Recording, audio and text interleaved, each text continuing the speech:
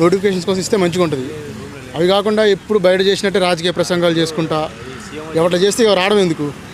ఏదో మంత్రి ఎవరో ఒకరు మినిస్టర్ వచ్చి ఆ హాస్టల్ ఓపెన్ చేస్తే అయిపోయేది. మరి ముఖ్యమంత్రి వచ్చింది కాబట్టి దానికి తగ్గట్టు నోటిఫికేషన్ గురించో లేకుంటే ఉద్యోగాల గురించో దేని గురించో ఇవ్వాలి. ఈవెన్ ఉస్మానియా యూనివర్సిటీలో కూడా చాలా వరకు సమస్యలు ఉన్నాయి. ఈవెన్ టీచింగ్ నాన్ టీచింగ్ స్టాఫ్లో కూడా భర్తీలు చాలా ఖాళీగా ఉన్నాయి అనేసి విన్నాను.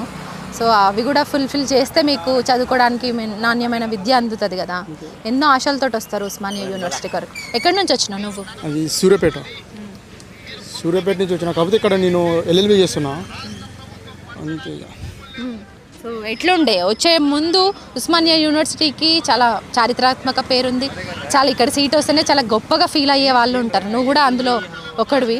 సో ఇక్కడ వచ్చిన తర్వాత ఎట్లుంది, పరిస్థితులు ఎట్లున్నాయి, వసతులు ఎట్లున్నాయి, సౌకర్యాలు? నేను విన్నదానికి చూసిన దానికైతే యూనివర్సిటీ పూర్వవైభవం అయితే లేదు. ఒకప్పుడు మా అన్నలు వాళ్ళు చెప్పుకునేది ఇట్లా యూనివర్సిటీ అంటే ఒక గొప్పగా ఉండేదని. ఇప్పుడు మెస్ చూసినా లేకుంటే ఫ్యాకల్టీ చూసినా కూడా పూర్వవైభవం అయితే లేదు. అంటే మేము రాకముందు యూనివర్సిటీ అంటే గొప్ప అనుకున్నాం. మరి ఫాల్ట్ ఎక్కడుందో మాకు కూడా తెలియదులే, కానీ మేము ఊహించిన దానికంటే ఆ యూనివర్సిటీ చరిత్ర అంతగానం లేదు. సరే, మార్పు వస్తుంది ఖచ్చితంగా, కాంగ్రెస్ ప్రభుత్వం వస్తే అనేసి ఇక్కడికి పీసీసీగా ఉన్నప్పుడు ఇదే రేవంత్ రెడ్డి ఇప్పుడు సీఎం హోదాలో వచ్చింది. కానీ పీసీసీగా ఉన్నప్పుడు కూడా వచ్చి ఇక్కడ ఉన్నటువంటి నిరుద్యోగులను విద్యార్థుల్లో ఒక భరోసా నింపిపోయిండు. సో అవన్నీ నెరవేరినాయి అనుకుంటారా? నెరవేరింది అనేది ప్రజలకి తెలియదు, నాకైతే ఒక స్టూడెంట్గా. ఎందుకంటే స్టూడెంట్స్కి ఇప్పుడు నెరవేరాలంటే అక్క మాకు నోటిఫికేషన్ ఇస్తేనే మాకు నెరవేరుతాయి. నోటిఫికేషన్స్ తప్ప ఏది ఇచ్చినా కూడా మాకు ఫుల్ఫిల్ కాదు.